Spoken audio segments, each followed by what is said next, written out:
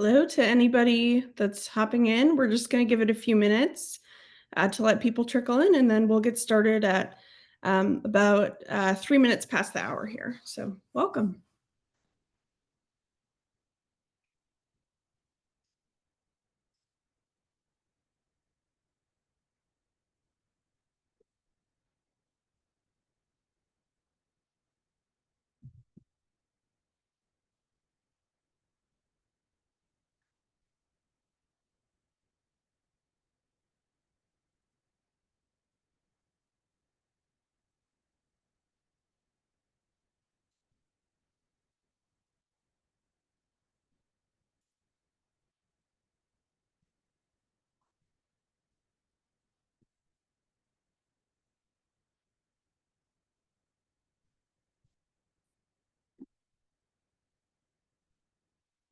Sorry if this is repetitive, but welcome to everybody kind of hopping in.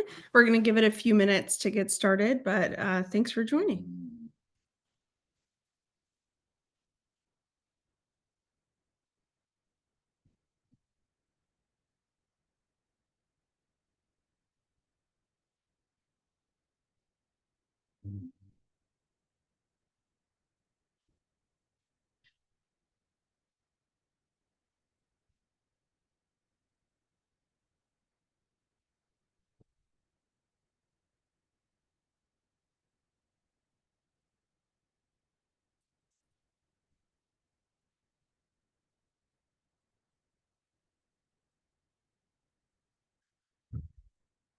Perfect, guys.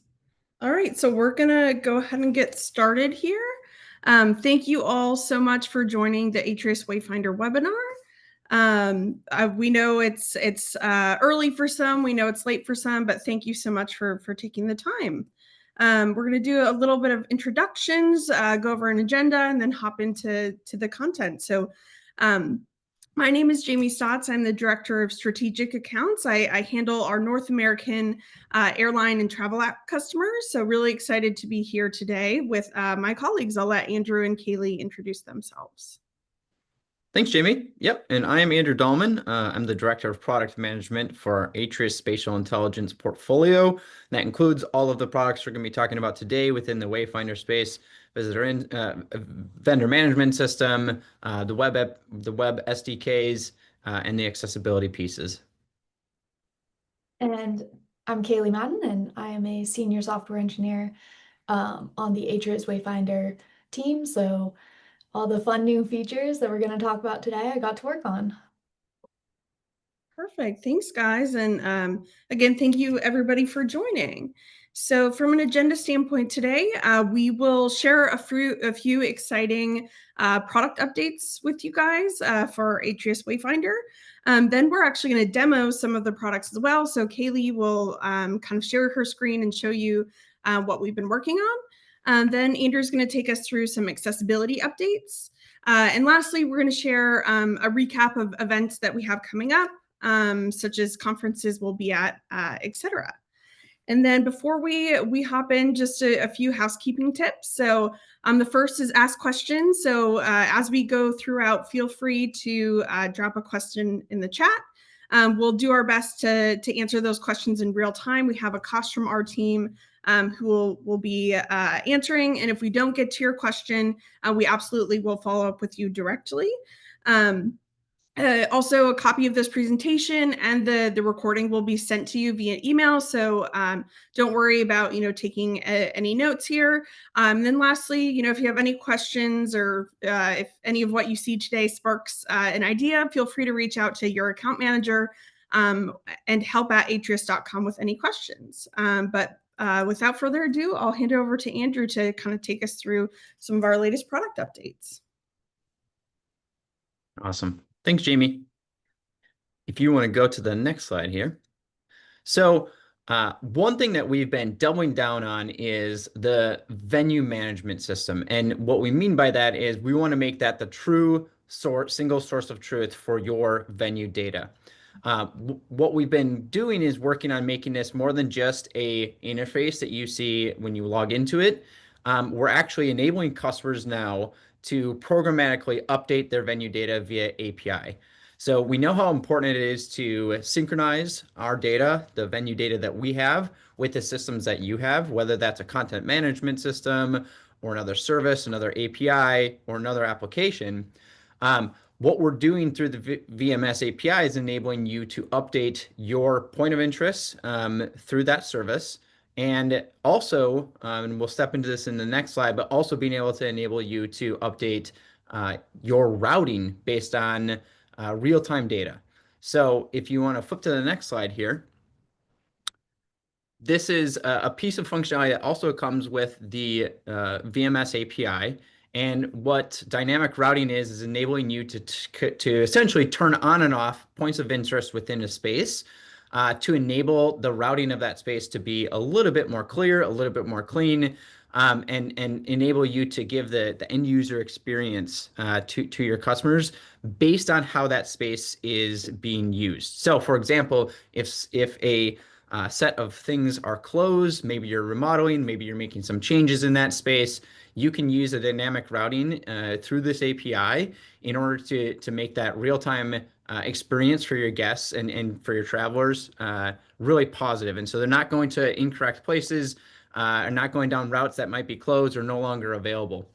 You're going to see in the demos here that Kaylee's going to be providing just how easy and how seamless this experience can be. And I want to make sure that this is clear. Our broader goal here is to empower our customers, you all, to deeply integrate and automate how you manage your digital maps. So if you want to go on. Yeah, and just one thing to add here is that both the VMS API and the dynamic routing are currently in what we call private preview. So if you're interested in joining that private preview, please reach out to us and we can get you in touch with the right folks. Yeah, that's a great call out, Jamie. We definitely want to get feedback from any and everybody who might be interested in this. So as Jamie mentioned, definitely reach out to us because I think it's critical that we get your feedback to make sure that we're building the product in the way that meets and solves your needs. The next one here, which is really exciting, is to expand and build on our route notifications. And so if you see on the screen here, there's a couple of additional new pieces that show up on the map. The web and the JS SDKs now provide some additional notifications both in the left-hand navigation as well as up in the top screen. So as users are navigating through this space, if there are notifications in their destination about accessible routes or not accessible routes, those are highlighted a little bit more readily and available to those to that use. So when you do experience those, when your end users do experience those, they're going to see those notifications pop up just to help give them a little bit more clarity about their navigation and what might make sense for them depending on their accessible or non-accessible needs. Perfect. And one other use here, I think you can see it in the red, is that if a passenger chooses a destination that is outside of security and they've already their origin is past security, we will actually put a kind of big red notification that says that this route requires you leaving security to make it really clear to them that they've chosen a POI that is landside. That's a great call, Jamie. And I know I've experienced times where I didn't know that going somewhere else outside, somewhere else would take me outside of security until I got to the security door. So it's really helpful. Like I've experienced this personally, so I love this enhancement. I know I'll be using it on my next journey. All right, and then the last one here is centralized documentation. So for many years, we've had different documentation sites for our different products. So our different SDKs, the VMS. And so what we wanted to do was actually to simplify this both for all of our customers, but then also from a experience perspective, we think it's helpful for us to have one centralized location. And so now if you go to docs.atrius.com, you will see all of the documentation for all of our products, whether that's, again, the VMS, Wayfinder Web, our mobile SDKs, iOS and Android, and the JS SDK are now all encapsulated there. And we're also starting to include a little bit more of our feature updates and our changes to our products in that documentation page as well. So now it is your one-stop shop for everything Wayfinder, whether you're developing or if you're working within the VMS, it's all there in the one place.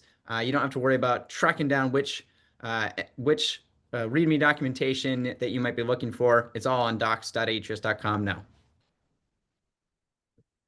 And I believe with that, we're going to hand it over to Kaylee to demo some of the updates. Perfect. So I will stop sharing my screen for now and we'll let Kaylee go ahead and share hers.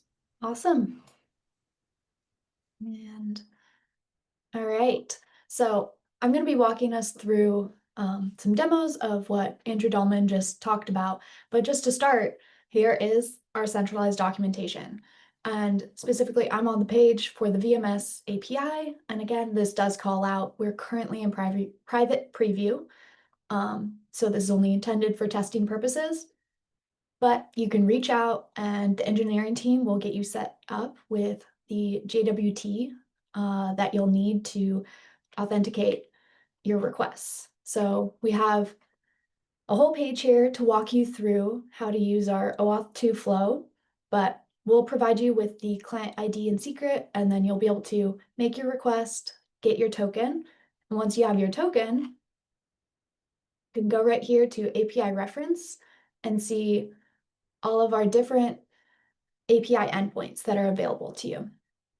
Today, I'm just going to walk through the updating a POI endpoint and the updating a POI's dynamic routes. But you can see here there are other endpoints available, and you can totally feel free to explore those, play around with those, start to build them into your workflow. So one potential workflow could be you list the POIs for your venue. And you can also see here, I've already put my token in as the bearer token. So that's what is used for authentication. And you receive all the points of interest for that venue back. Also, I'm doing all of this in the documentation, but of course, this is just an API. You can access it however you like, and we do have different examples for how to access it depending on whatever language you're coding in. So say you get your points of interest and you realize that your points of interest in the VMS are not completely in sync with your internal content management system or whatever you are using to manage your point of interest data. That's really where this VMS API idea and request came from, is that we realized customers were having a difficult time keeping their CMS or internal systems for managing POI data in sync with our VMS. So now there's this programmatic way. So instead of having to go in and manually update in the VMS UI every point of interest, you can get that list and then update right here. So we can use this update endpoint. First, let's go ahead and find a POI. Let's just do this welcome to Las Vegas. And I'm just going to go ahead and change the description. And I'll just say, instead of shop for souvenirs and novelties at welcome to Las Vegas, we'll just say shop here. So we get this POI ID, and we'll go back in here, plug this POI ID in. And as you can see, there's other fields that you can update, such as the tags, display tags, but we're just going to update the description and say shop here. And we'll go ahead and make that request.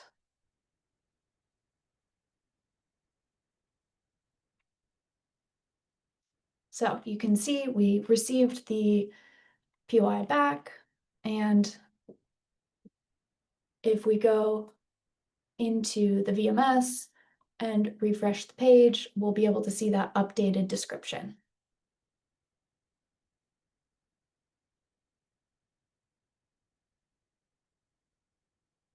So now the description reads shop here. Simple use case, But as you can see, there's the potential for a much more complex workflow to be built out to allow you to programmatically and more easily keep your internal data in sync with the data that is actually displayed on your maps. So now, next endpoint I'm going to talk about is this updating POIs for dynamic routes. Right here, I have our Acuity map pulled up. So this is just an example airport map that we like to use. And you can see I'm navigating from Terminal 1 parking to a gate. So that's great. That's a normal navigation route. And you can see at a certain point, I have to take a train. And so my total time is going to be about 36 minutes. And it would be a bummer if this train was closed and I didn't realize that I had to take an alternate route. So we can go ahead and make that actually the case. So let's say that this train had to close and we need to update that. Here we can find what is that train. I happen to already know that I'm going to need to dynamically close PY 193 and 194. So I can come into this update PYs for dynamic routes, type in my venue, say 193. Yes, I do want this to be hidden. And then also, I am going to provide the reason as construction, because unfortunately, the train is closed due to construction, and I'll provide a timestamp for when the construction will end and the train will be up running again. We'll also do this for POI 194. Same reason and same time. So we'll go ahead and make that request. We get back this message that that request was successful. And you can also check that that request was successful by making the get dynamic routes request, which will provide you with a list of all of the POIs that have any sort of dynamic routing on them. So we see 193 and 194. And if we return to this map, and we can go ahead and just refresh.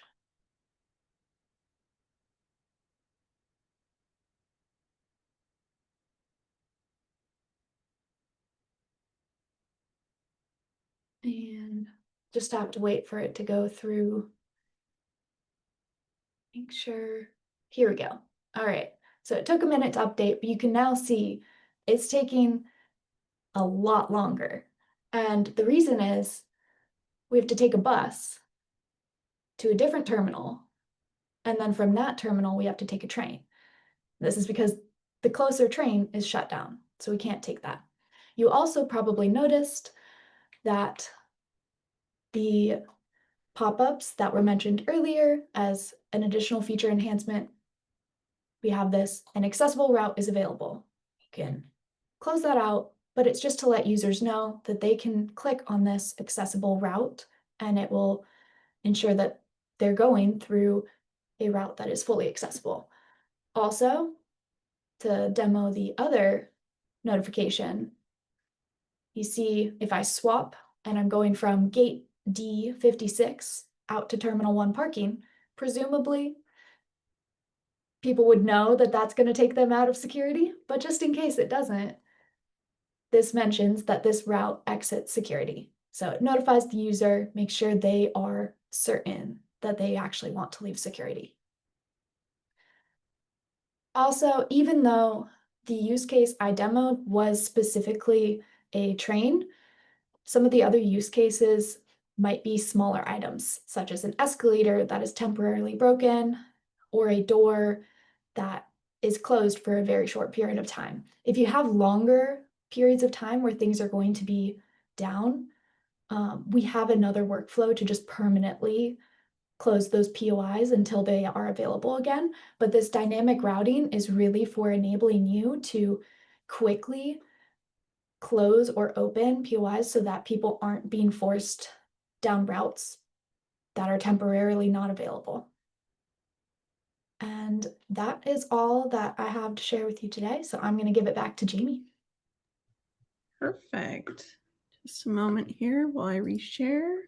But I see there are a lot of great questions in the chat. So I know Akasha is working to get to all of those, but feel free to keep putting questions in the chat or in the Q&A feature. And if we don't get to them now, again, we will follow up directly with you as well. Are you guys able to see my screen again? We can. Perfect. I'll hand it over to Andrew to give some updates on accessibility. Awesome. Thanks, Jamie. And it looks like we can kind of see half this, like there's a black side and a Let me try. but we can see part of the side. Hold on.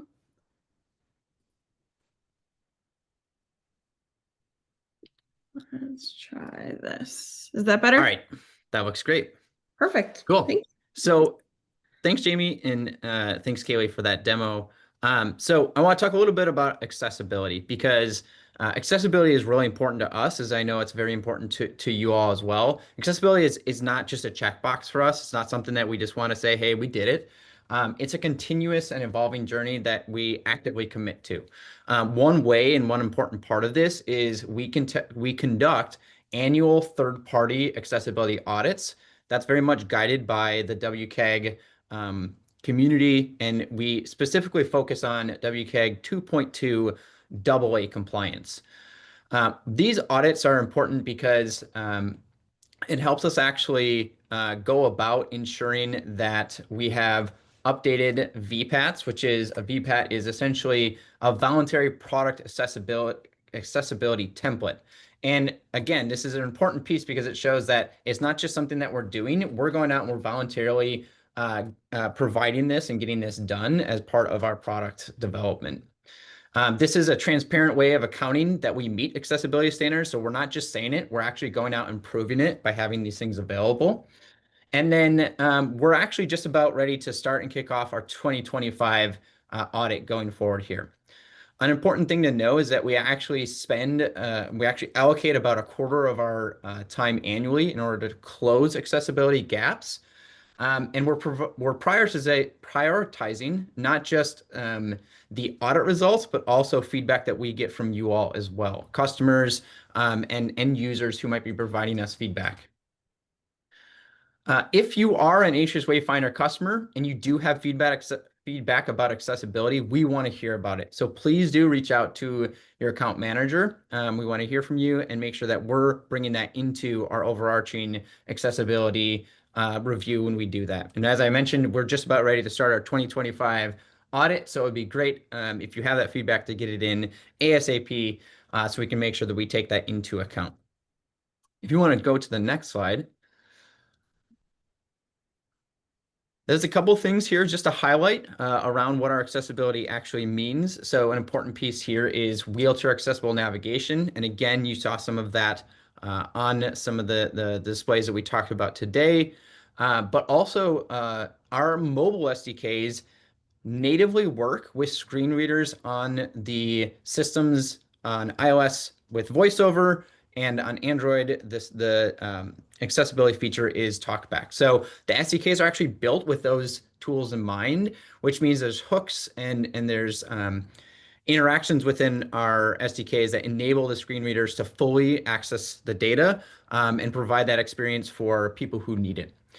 We also actively use developer tooling like the Accessibility Inspector on iOS and the Accessibility Scanner on Android.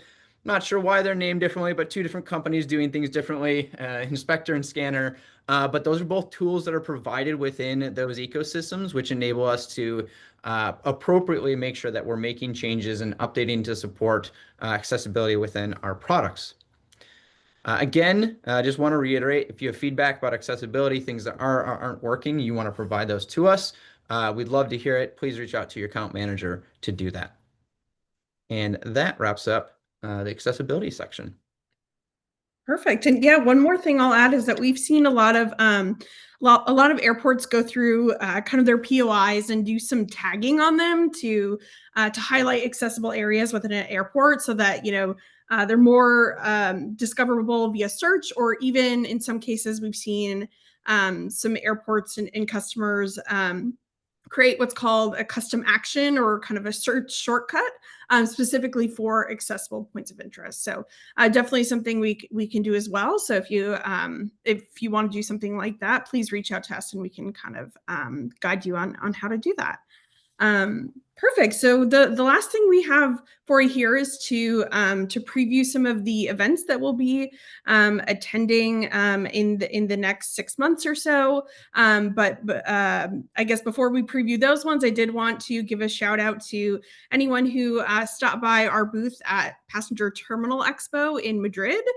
So we had a great time and an awesome team in Madrid, enjoying tapas and having a great time.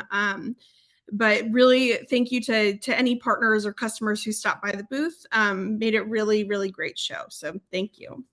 And then some upcoming events. We will be sponsoring the AAAE conference in Atlanta in June. So if you're there, please come see us. We're at booth 1260. And then we are also sponsoring the World Aviation Festival, which is back in Lisbon, Portugal this year in October. Our booth number is to be confirmed, but you'll see some more information about it there. But feel free to stop by the booth or reach out to one of us to set up a meeting. We'd love to see you all there. But that is all we have for you guys. But if there's any last minute questions, feel free to drop in the chat. And again, if we don't get to them today, we'll make sure we reach out to you to answer. And of course, you will receive the recording from this call, as well as the content, so that you can circulate with your teams. But really, thank you guys so much for the time here. It's been a pleasure. Bye, everybody.